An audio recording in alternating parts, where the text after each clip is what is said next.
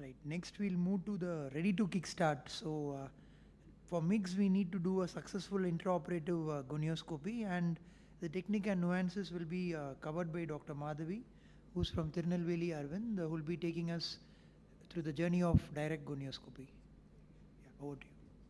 Thank you, Dr. Prasanna, for making me a part of your instruction course. Good morning, all. So, let's start the journey. So, I'll be talking on nuances of intraoperative gonioscopy. So, this part has been already covered by Dr. Amit. So, minimally invasive glaucoma surgery is not only a bridging procedure right now, but it has given us a lot of options in the field of glaucoma surgery. So, these are essentially minimally traumatic procedures with good safety profile and good IOP lowering as well, and they target the normal physiological outflow pathway. So, right now we have a myriad of options in minimally invasive glaucoma surgery. So, whatever these options are, the first and the foremost step is the intraoperative gonioscopy and mastering the art. So, mastering the art of intraoperative gonioscopy is the stepping stone for any minimally invasive glaucoma surgery procedure. So, it really has a learning curve and preparation is going to be the key. So, first and foremost, the surgeon should be well prepared, and before starting any intraoperative gonioscopy, prepare yourself by performing gonioscopy in clinic. Identify the structures. That is very important before going for intraoperative gonioscopy.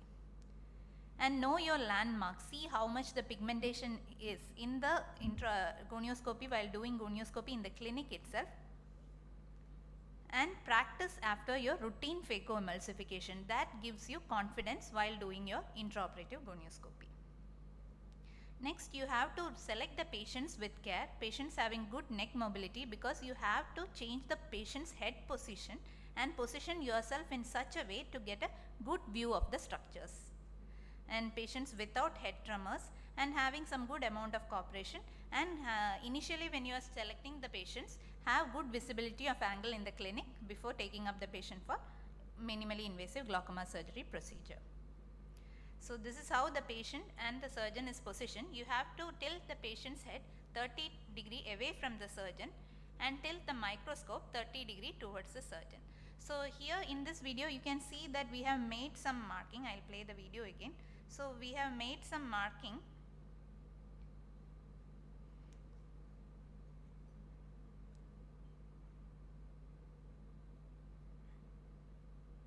So, this marking essentially helps us to adjust the microscope whenever we are performing. We are fluctuating between the routine phacoemulsification and the MIGS procedure. So, this shows the hand positioning where you have to actually rest your wrist on the head of the patient, on the forehead of the patient or the chin of the patient, depending on the laterality. And note the position of the wrist, you have to actually keep the wrist away from yourself.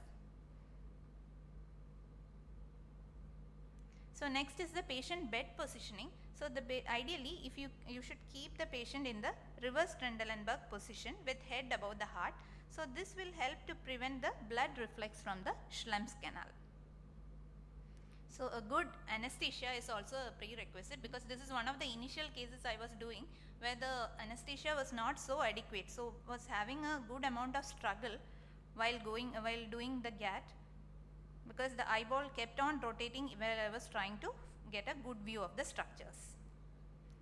So, here you can see I am trying to get the forceps inside, but the eyeball keeps on rotating, and as I am trying to do, the view I am losing. So, good anesthesia is also mandatory. So, now there are a wide variety of lenses available in the market, ranging from hands-free gonio lens to floating lenses, and these lenses give a good view. And personally I use the Swan Jacob lens, but other lenses are also equally good, and this is hands-free lens, give both the hands for manipulation. So, a good high density viscoelastic is also essential for a good intraoperative gonioscopy. So, next is the docking of the lens, and we have to use a high density 1.6% sodium hyaluronate for proper docking, and be sure that you should not be pressing on the globe too much while docking. Next is the identification of the landmarks, as I told earlier. So, you have to see for the scleral spur, which is the most commonly identified landmark, and look for the trabecular meshwork. And ideally we should have an en face view not the top down view. So initially when you are doing, you are without rotating the microscope or tilting the patient's head, you won't be able to see any angle structures, or if the tilt is not sufficient, there will be overlapping of the angle structures. So the performing the procedure will be difficult if there is overlapping of the angle structures. So ideally the tilt should be 30° away, and the patient's head should be 30° tilted away from the surgeon, and the microscope should be tilted towards the surgeon. So you should get a proper en-face view where there is clear separation of the structures. So there are still hurdles along the way, because what we are used to is this space where we are doing the phacoemulsification. When you move to the angle, this is the space we are going to deal with, which is around 0.77 millimeter, and while we were operating on 2 to 3 millimeters. So the margin of error is going to be really less, and so the need to master gonioscopy. And also we are going to do simultaneous intra as well as extraocular manipulation. So the left hand, that is a non-dominant hand, should be gently holding the gonioscope, while the right hand is going to, or the dominant hand is going to manipulate. So undue pressure should be avoided. So another problem we are going to face is working at high magnification, which we are not used to. So instrumentation is going to be difficult when you are going to work at very high magnification. So ideally you can lift the lens, visualize where you have made the side port, or zoom out and then do the instrumentation. So next is the failure to achieve en-face view. Again, I have already told that if the tilt is not proper, or you are pressing on the globe so much, or you are not zoomed in properly or focused properly, you will fail to get the en-face view.